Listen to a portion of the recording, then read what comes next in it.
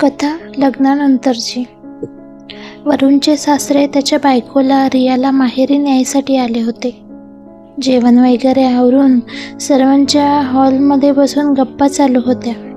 रियासुद्धा तिचं आवरून निघायला तयारच होती, पण पुरुष मंडळी हॉलमध्ये गप्पा मारत बसल्यामुळे त्यांना निघायला वेळ होता अजून. त्या दोघांच्या लग्नाला जवळजवळ 20 दिवस झाले होते. आता कुठे त्यांच्या संसारामध्ये रोमांच निर्माण होऊ लागला होता, पण त्यातच मुलीला परत माहेरी जावं लागतं ही एक प्रथा असते हे वरुणला समजलं होतं आणि तेव्हापासून त्याचा मूड ऑफ झाला होता. त्याला रियाला त्याच्यापासून लांब जाऊ द्यायचं नव्हतं.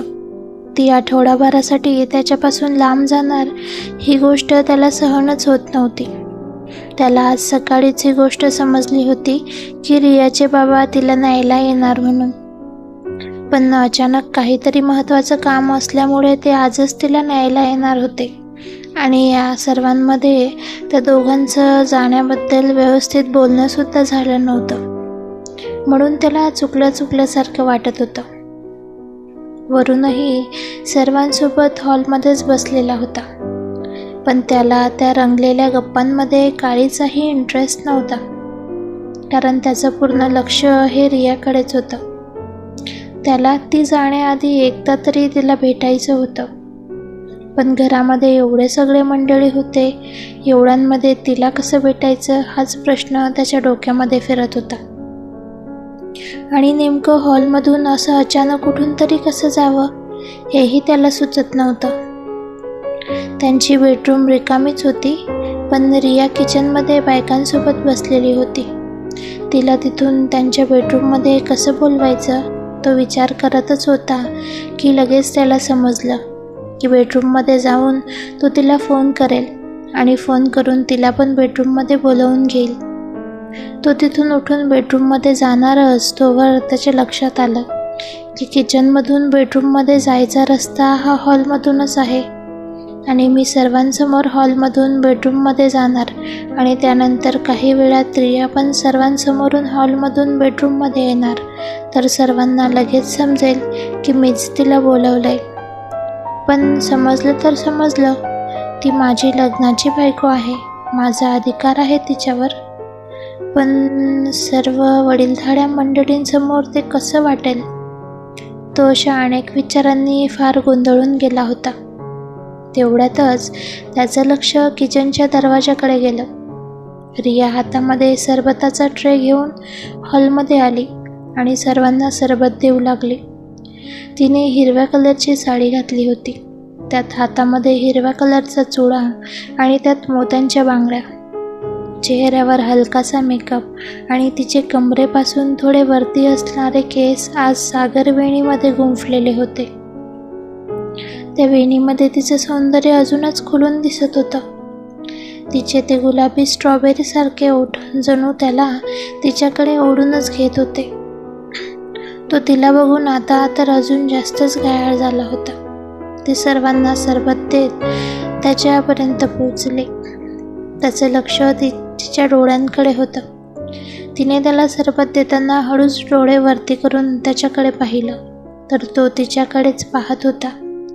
त्या दोघांची नजरानजर झाली, तसा दोघांच्याही अंगावर शहारा आला. तिच्या बांगड्यांच्या आवाजाने दोघेही भानावर आलेत. तसं त्याचं लक्ष तिच्या बांगड्यांकडे गेलं आणि त्याला अचानक त्या दिवशीचा तो सीन आठवला. ती तिचं आवरून बेडरूममध्ये झोपण्यासाठी आली होती आणि हा आधीच येऊन झोपला होता. त्याला झोपलेलं बघून तीही बाजूला जाऊन झोपणारच, तेवढ्यात वरूणने तिच्या कमरेभोवती हात टाकून तिला त्याच्याकडे ओढलं.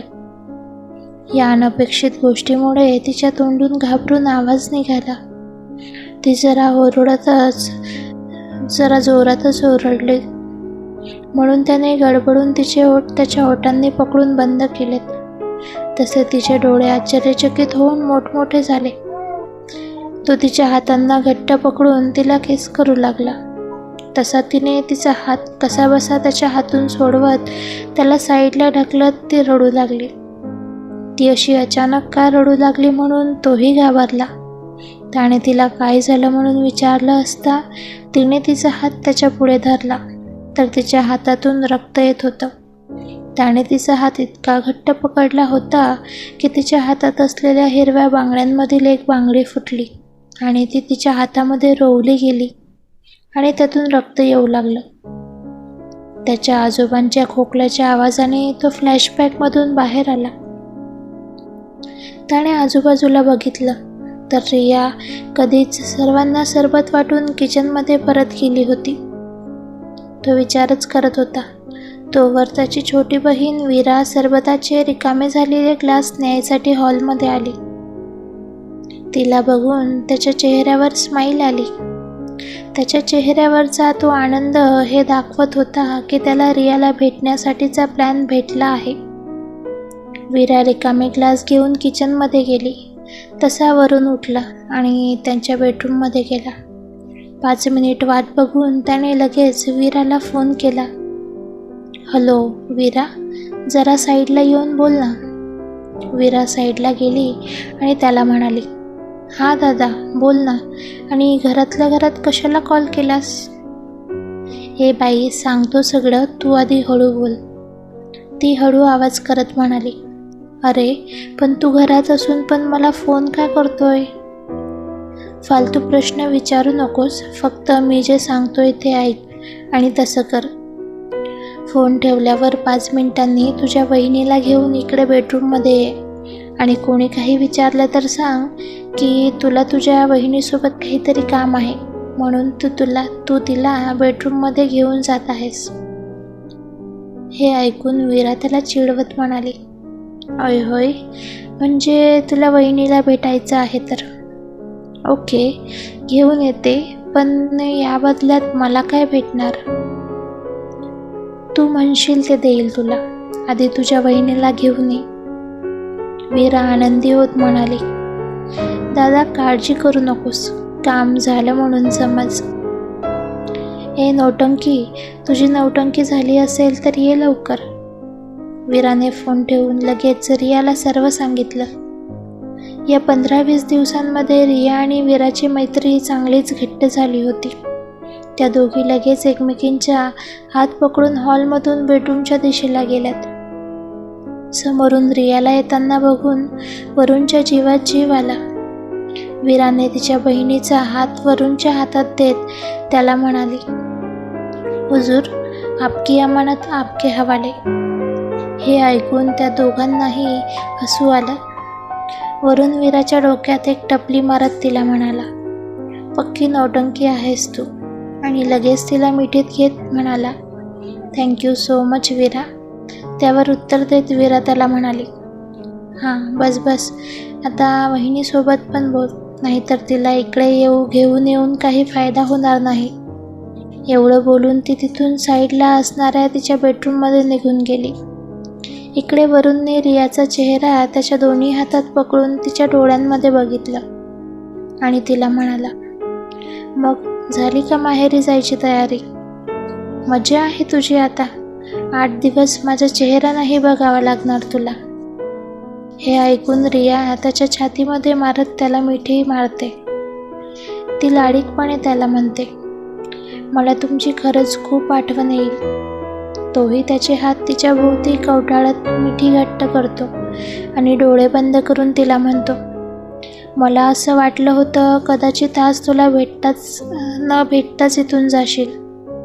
मला नाही माहीत, पण तू माझ्यावर काहीतरी जादू केलीस. आता तू माझ्यापासून लांब जाऊच नाही असंच वाटतं मला. तो तिच्या कपाळाला किस करत शांतपणे तिला कुशीत घेऊन उभा होता. त्याच्या भावना समजून ती त्याला म्हणाली, काळजी नका करू, 8 दिवसानंतर मी लगेच येणार आहे आणि आपण फोनवर बोलूच ना. तसं तिलाही त्याच्यापासून लांब जाताना त्रास होत होता, कारण तिलाही आता त्याची सवय झाली होती. पण त्याला सांभाळण्यासाठी ती हे सर्व बोलत होती. तिने त्याच्या गालावर किस केलं आणि त्याला म्हणाली, I love you and I will miss you. हे ऐकून त्याने लगेच तिचे ओठ त्याच्या ताब्यात घेतले आणि तिला इंटेन्स किस करू लागला. तीही त्याला प्रतिसाद देत होती. हळूहळू त्यांचा किस खूपच डीप होत गेला आणि काही वेळानंतर शेवटी त्याने तिला सोडलं. दोघे एकमेकांपासून लांब होऊन जोरजोरात श्वास घेत होते.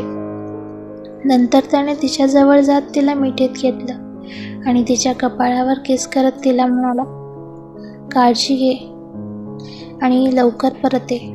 तिला बाय करून तो हॉलमध्ये परत गेला आणि काही वेळ थांबून स्वतःचं आवरून रिया वीरासोबत परत किचनमध्ये आले. त्यानंतर 5 मिनिटात रिया तिच्या बाबांसोबत घरी जायला निघाली. सर्व त्यांना गाडीपर्यंत सोडायला आले. ती गाडीत जाऊन बसली आणि हात हलवून सर्वांना बाय करू लागली, पण तिची नजर मात्र वरूनकडेच होती. गाडी निघाली आणि ते दोघे एकमेकांना नजरेआड होईपर्यंत एकमेकांकडे बघत होते. आपल्या जवळची व्यक्ती काही वेळासाठी आपल्यापासून लांब जाणे हे फिलिंग खरंच खूप दुःखद असतं. आपण सर्वच यातून आयुष्यात एकदा तरी गेलेलो असतोच, पण त्यानंतर त्या व्यक्तीला परत भेटण्याचा आनंदही मनाला खूप सुखावणारा असतो. तर मंडळी, कशी वाटली कथा कमेंट करून नक्की सांगा आणि आवडली असेल तर चॅनलला सबस्क्राईब करायला विसरू नका. अशाच नवनवीन कथेसाठी बघत रहा बिंदास film Marathi stories. Please like, share and subscribe. Thanks for watching.